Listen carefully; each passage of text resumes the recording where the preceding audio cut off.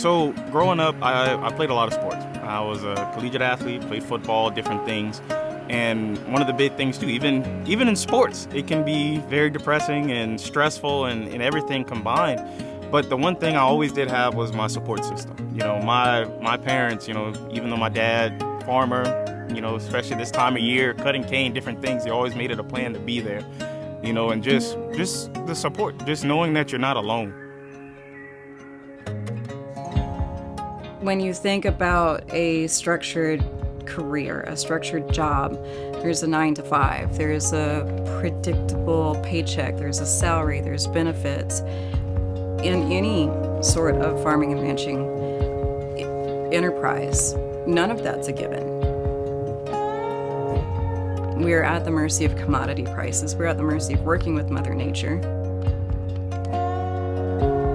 There are so many variables tied up in production agriculture, in farmers and ranchers' perspective, that it's exponentially more than when you think about a 9 to 5 and the stability of a salary.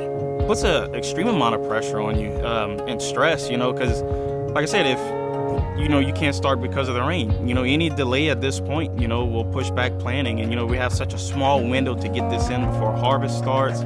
It's a lot of pressure, especially when you start having to deal with breakdowns that slow you down more. And at the end of the day, it's like, oh man, can this day just end? But then you realize, oh, well, I got to wake up tomorrow and do it again, all over again. Yeah, I'll be a man. That's a big stress.